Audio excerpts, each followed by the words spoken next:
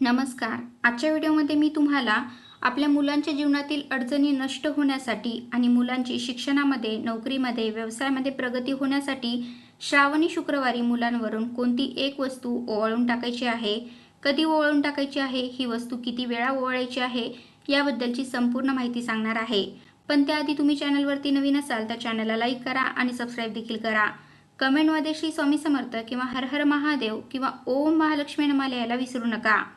श्रावणी शुक्रवारी आपण आपल्या मुलांसाठी जर काही साधे आणि सोपे उपाय केले तर मुलांची प्रगती होते.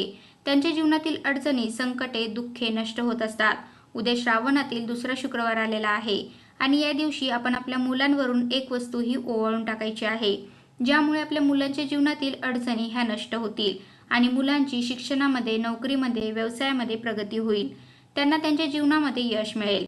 त्याचप्रमाणे आपल्या मुलांच्या जीवनातील ज्या काही इडापिडा आहेत, नजरबाधा आहेत, तर त्या सुद्धा नष्ट होतील. कोणती वस्तू आपल्याला आपल्या मुलांवरून ओवाळून टाकायची आहे, कधी ओवाळून टाकायची आहे, याची संपूर्ण माहिती आपण आजच्या या व्हिडिओमध्ये पाहणार आहोत. प्रत्येक आईवडिलांची इच्छा असते की आपल्या मुलांची प्रत्येक क्षेत्रामध्ये प्रगती व्हावी, त्यांना यश मिळावे, आपल्या मुलांच्या जीवनातील अडचणी, संकटे, दुःखे नष्ट व्हावीत, त्यांना कधीही कोणत्याही गोष्टीचा त्रास होऊ नये. बऱ्याच वेळेला मुलांना नजरदोष निर्माण होत असतो आणि मग याचा त्यांना त्रास होत असतो. आपली लहान मुले असतील तर ती किरकिरेपणा करतात, हट्टीपणा करतात. मोठी मुले असतील तर त्यांना हवे तसे यश मिळत नाही.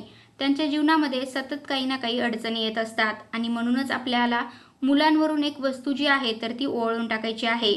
आता आपल्याला ही वस्तू जी आहे ओवाळून टाकायची आहे, तर हा उपाय कोण कोण करू शकतं? हा उपाय आई करू शकते, वडील करू शकतात. त्याचप्रमाणे घरातील कोणतीही मोठी व्यक्ती हा उपाय करू शकते. आपले एक मुलं असेल तरी आपल्याला हा उपाय करता येतो. 2 मुले असतील तरी सुद्धा हा उपाय करता येतो. मुलगा असेल तरी आपण हा उपाय करू शकतो आणि जरी मुलगी असेल तरी सुद्धा हा उपाय करू शकतो. लहान मुलांपासून ते अगदी कॉलेजमध्ये जाणाऱ्या मुलांपर्यंत, तसेच नोकरी करणाऱ्या मुलांसाठी सुद्धा आपण हा उपाय करू शकतो. प्रत्येकासाठी आपल्याला जेव्हा हा उपाय करायचा आहे, त्यावेळेला प्रत्येक मुलाला आपल्याला सेपरेट बसून, सेपरेट साहित्य घेऊन आपल्याला हा उपाय करायचा आहे. 2 मुले असतील तर 2 वेळेला आपल्याला हा उपाय करायचा आहे. असं अजिबात करायचं नाही की 2 मुले आपल्याला एकाच वेळेला बसवायचे आणि आपण एकाच साहित्याने दोघांवरून ओवाळून घेतलं. असं न करता प्रत्येकासाठी आपल्याला हा जो उपाय आहे तर तो सेपरेट करायचा आहे. कोणकोणत्या गोष्टीसाठी आपण हा उपाय करू शकतो, म्हणजे हा उपाय आपण जर केला तर मुलांच्या जीवनातील कोणत्या समस्या नष्ट होतात. बऱ्याच वेळेला काय होतं की आपल्या घरामध्ये कोणी ना कोणी सतत येत असतं आणि काही लोक जे आहेत तर त्यांच्या मनामध्ये आपल्या मुलांबद्दल वाईट भावना असते. आपल्या मुलांचं तोंड देखलं कौतुक केलं जातं, परंतु मनामध्ये वाईट भावना असते. त्यामुळे नजरदोष जो आहे तर तो निर्माण होत असतो.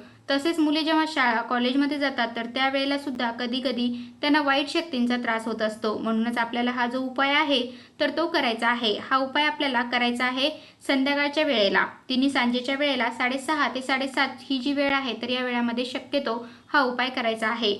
काही कारणाने जर आपल्याला या वेळेत हा उपाय करणे शक्य झाले नाही तर रात्री झोपण्या अगोदर कधीही आपण हा उपाय करू शकतो. आता बऱ्याच वेळेला काय होतं, आपल्या मुलांच्या जीवनामध्ये काही ना काही समस्या असतात. कधी कधी या समस्या शैक्षणिक असू शकतात, म्हणजे आपल्या मुलांना अभ्यासामध्ये मार्क्स मिळत नाहीत, त्यांची शैक्षणिक प्रगती होत नाही. बऱ्याच वेळेला मुले खूप अभ्यास करतात परंतु त्यांची स्मरणशक्ती कमजोर पडते, वाचलेले त्यांच्या लक्षात राहत नाही. ऐन परीक्षेच्या वेळेला त्यांना पेपरमध्ये लिहिता येत नाही. खूप अभ्यास केला तरी सुद्धा आपल्याला स्मरणशक्ती कमजोर असल्यामुळे पेपरमध्ये जेव्हा लिहिता येत नाही तर त्यावेळेला सुद्धा नजर दोष जो आहे तर तो असू शकतो. तसेच त्यांच्या जीवनामध्ये कधी कधी नोकरी संबंधी काही समस्या असू शकतात. आपली मुले जर नोकरी शोधत आहेत तर मनासारखी नोकरी मिळत नाही, किंवा नोकरी करत आहेत परंतु त्या नोकरीमध्ये त्यांचं मन लागत नाही, त्या नोकरीमध्ये प्रमोशन होत नाही, किंवा कधी कधी मुलं सतत आजारी पडत आहेत. लहान मुले असतील तर ती खूप किरकिरेपणा करतात, हट्टीपणा करतात. आपली मुले व्यसनाच्या आहारी जाऊ शकतात किंवा वाईट नाद मुलांना लागलेले असतात. तर अशा कोणत्याही जरी समस्या असतील तरी सुद्धा आपल्याला हा उपाय करायचा आहे. यामुळे त्यांच्या जीवनामध्ये येणारी संकटे, दुःखे नष्ट होतात. फक्त आपण जेव्हा उपाय करतो तर त्यावेळेला एकदाच उपाय केला आणि लगेच फरक पडला असं होत नाही. तर आपल्याला उपायांमध्ये सातत्य हे जे आहे तर ते ठेवायचं आहे. प्रत्येक उपाय हा ठराविक तिथीला जर आपण केला तर त्याचे आपल्याला निश्चितपणे फळ जे आहे तर ते मिळत असते. आता हा उपाय करण्या अगोदर आपल्याला काय करायचं आहे, देवघरातील देवांसमोर दिवा लावून घ्यायचा आहे, तुळशीजवळ दिवा लावून घ्यायचा आहे. त्यानंतर आपल्याला ज्या मुलांसाठी उपाय करायचा आहे तर त्या मुलांना हातपाय स्वच्छ धुवायला सांगायचे आहेत आणि आपल्याला एका पाटावरती त्यांना पूर्व दिशेला तोंड करून बसवायचं आहे.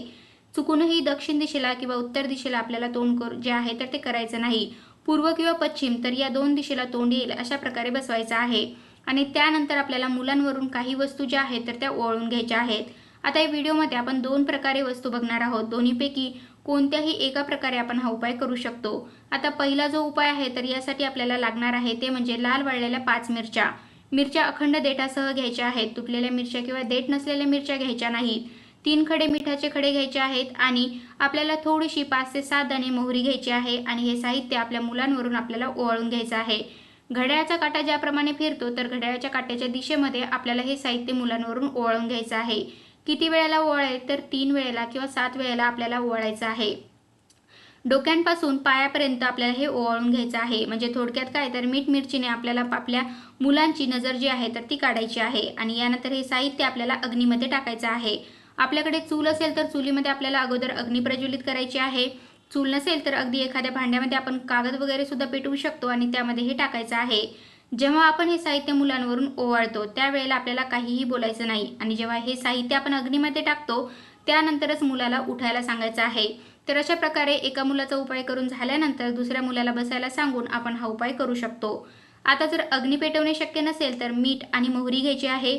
अशाच प्रकारे मुलावरून ओवाळून घ्यायचं आणि ते आपल्याला खरकट्या पाण्यामध्ये, बेसिनमध्ये किंवा टॉयलेटमध्ये आपल्याला ते फ्लश करायचं आहे. यामुळे सर्व प्रकारची नकारात्मकता, इडापिडा जी आहे तर ती नष्ट होत असते. आता हे सुद्धा जर आपल्याला शक्य झाले नाही तर आपल्याला काय करायचं आहे, मूठभर तांदूळ घ्यायचे आहेत आणि हे तांदूळ आपल्या ओंजळीमध्ये घ्यायचे आहेत. आपल्या मुलांवरून ते 3 वेळेला किंवा 7 वेळेला ओवाळून घ्यायचे आहेत आणि काहीही न बोलता घरापासून आपल्याला थोडंसं दूर जायचं आहे आणि एखाद्या झाडाखाली आपल्याला हे तांदूळ टाकायचे आहेत. तांदूळ फेकताना कोणाच्याही अंगावरती पडणार नाहीत किंवा कोणाकडूनही ते ओलांडले जाणार नाहीत अशा प्रकारे आपल्याला टाकायचे आहेत.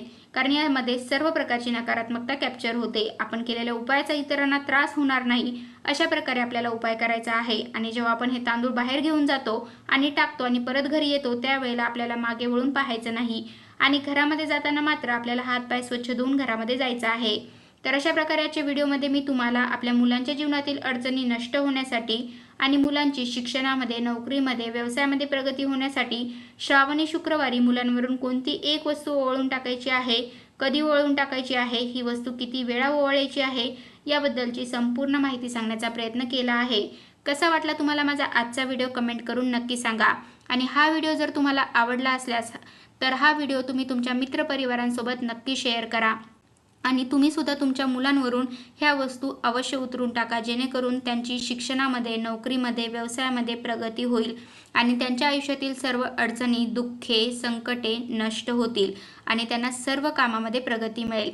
तर कसा वाटला तुम्हाला माझा आजचा व्हिडिओ कमेंट करून नक्की सांगा. कमेंटमध्ये श्री स्वामी समर्थ किंवा हर हर महादेव किंवा ओम महालक्ष्मी नमः लिहायला विसरू नका.